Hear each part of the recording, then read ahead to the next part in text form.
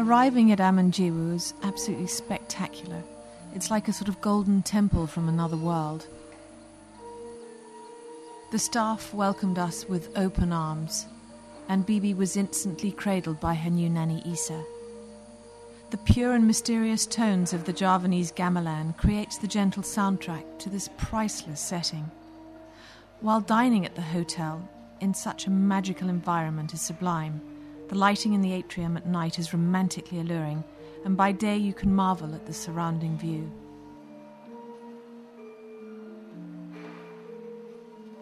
The imposing circular limestone structure offers a tranquil sense of space and freedom, allowing the wonders of the outside world to fill its unique aura.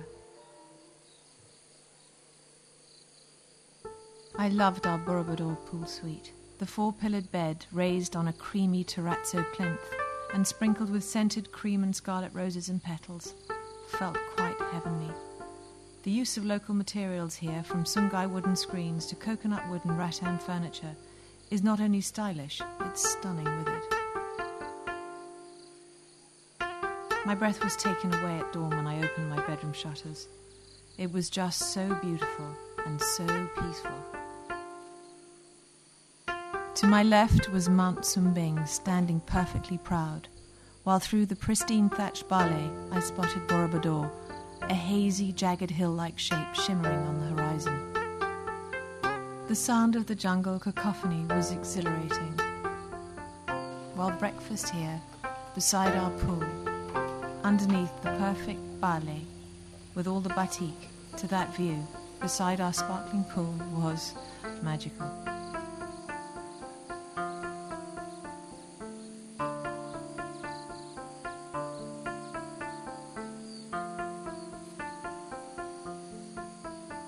The hotel's main pool appears endlessly long and luscious, set within a cornucopia of tropical exotica. The banyan trees, the daybeds, the chill drinks, oh, you could easily while away an entire day or 3 poolside here.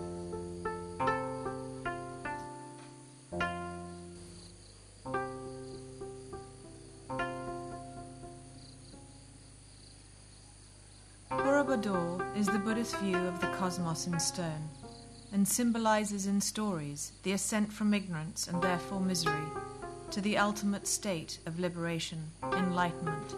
This journey or pilgrimage to physical liberation is depicted in exquisite sculptural detail, telling intimate and intricate stories on every level, from human suffering at the base to Arapudatu, the formless realm, at the pinnacle.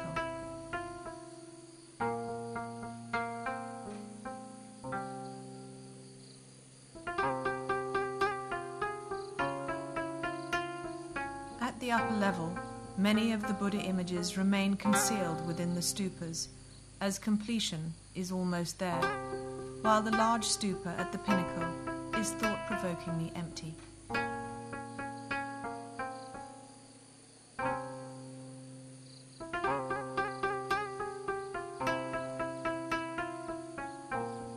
The rich tropical Kidu plain that surrounds Borobudur was covered in several layers of mist while we were there, until the sun lifted its hefty sphere from behind the volcano with a blinding intensity, turning the valley's mist into a golden veil, which gradually lifted, revealing the plain's dewy emerald green verdure.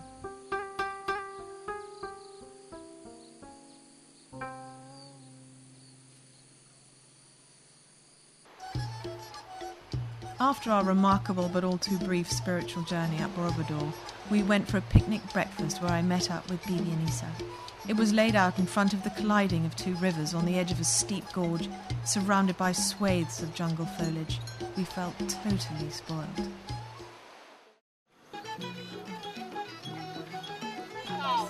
I then took a ride in an andong or horse and cart, which is a really refreshing way to take in a slice of rural village life in central Java, apart from the fact that you realise just how intensely green and lush the land is.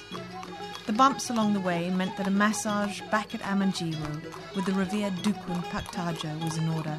It was outstanding, and set in a spa that genuinely focuses on healing both body and mind.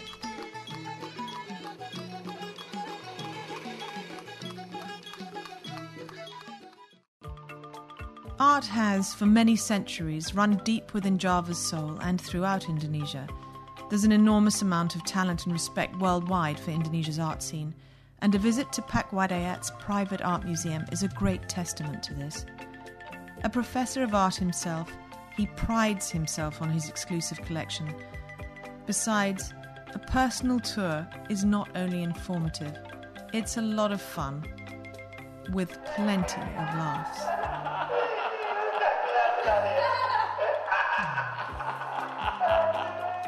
For lovers of real batik, Studio Mendet is the place to find it, and in abundance, with vintage, highly collectible pieces, along with everyday cushion covers. You could spend both time and money in this shop. Unassuming from the outside, it's an Aladdin's cave within.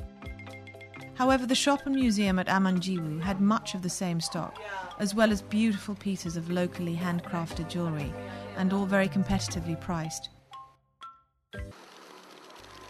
When we walked out of the studio, we were reminded of just how delightfully rural our locale really was.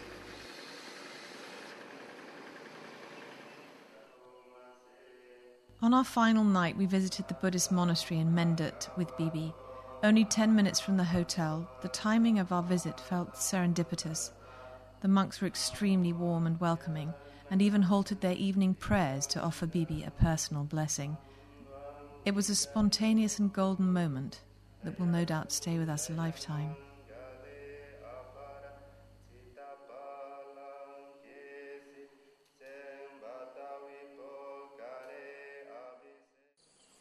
The nearby Mahayana temple in Mendet contains 3 of the most spectacularly preserved Buddhist sculptures in the world. Sitting in the centre is a 3-metre Buddha statue, carved from a single stone, and flanked on either side by 2 smaller statues, the 3 together symbolising ultimate reality. This is a temple where you can value some silent time, more than once during your stay. Our final supper was a private occasion at Pak Bilal's farmhouse. It was warm in all senses of the word, with a feast of a spread on offer in an environment where simplicity really does become your greatest luxury. We left Java with a renewed sense of freedom, of perspective, and of spirituality. Though with a heavy heart, because Amanjiwu, or Peaceful Soul, is so special, so inviting, and so unique in its splendid setting that we just knew we would miss it.